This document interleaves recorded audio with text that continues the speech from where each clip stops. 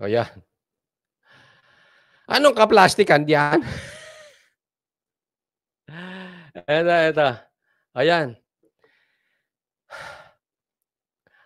Kaliwat kanan ang banat kay Speaker Romualdez, bumaba ang kanilang trust rating.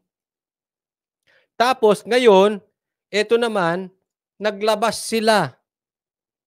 Anong sagot sa hamon ni Tatay Digong dito kay Romualdez?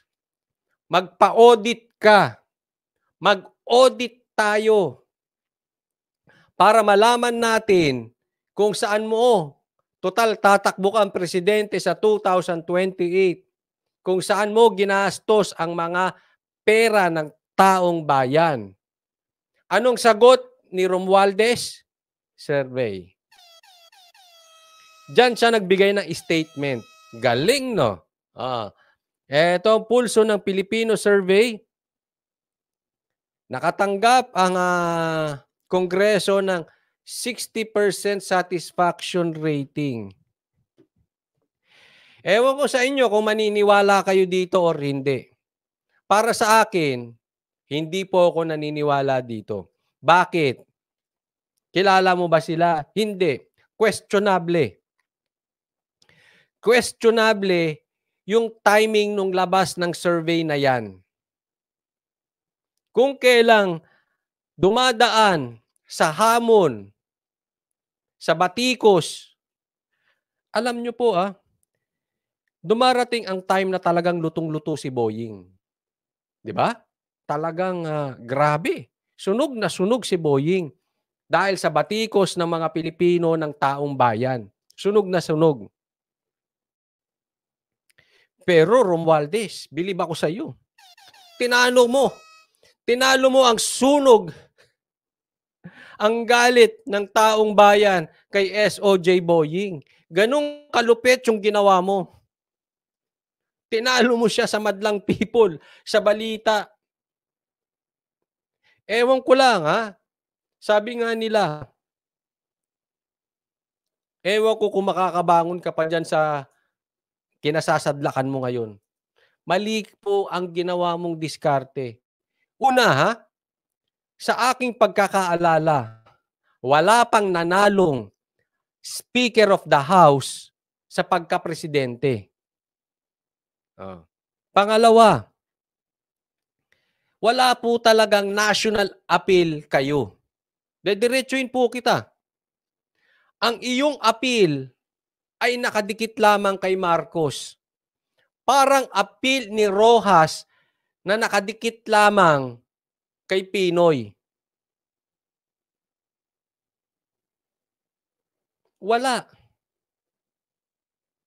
appeal. Ngayon, binanatan mo pa si Sara. Di yung appeal, posible na makamarcos at posible na makamakasara na wala pa sa'yo.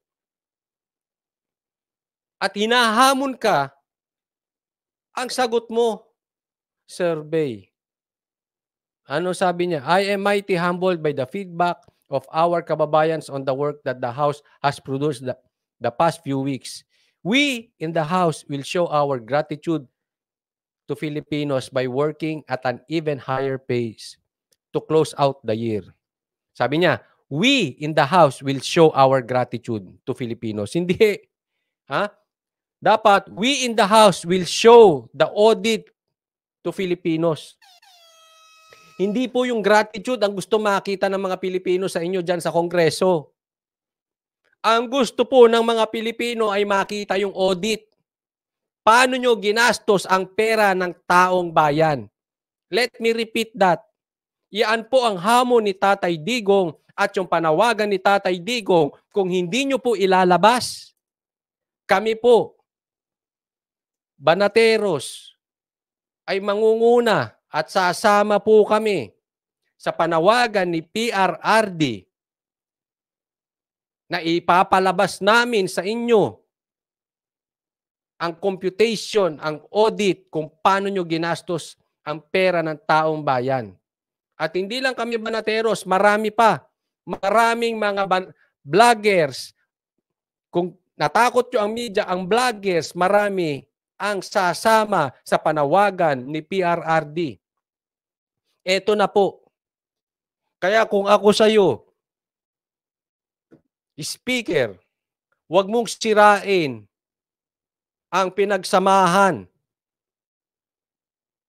Huwag mong sirain ang pinsan mo. Kasi baka mamaya, ikaw pa ang dahilan ng ikabagsak. Ilabas nyo ang audit. Dahil aaraw-arawin namin kayo dyan sa audit na yan. Show me the money. Show us the money. Ay, sabi ko sa inyo huwag niyong kantiin si PRRD. Political suicide yun At tatandaan ninyo, ang weakness ng tatay ay ang anak na babae. Ako'y naniniwala dun. Kinanti niyo Ngayon, magkakalabasan kayo ng audit. Sige. Hindi, pati si Sarah, maglabas siya. Lahat kayo, maglabas. Huwag kung ano-ano, survey. Hindi namin kailangan ng survey. Gratitude, hindi namin kailangan ng gratitude. Ano pa?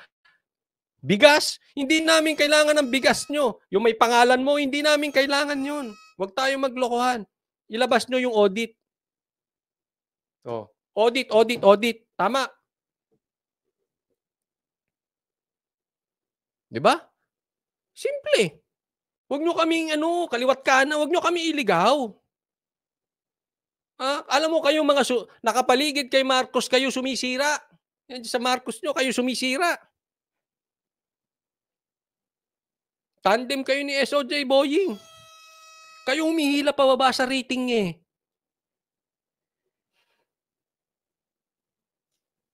So anong sagot?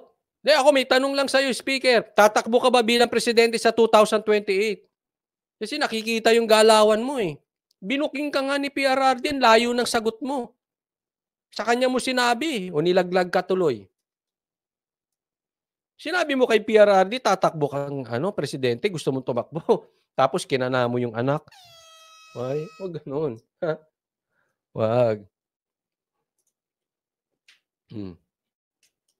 Okay, so papalitan ko yung sinabi mo. We in the House will show our audit to Filipinos by working to compute to a faster pace to close out the year. O yan.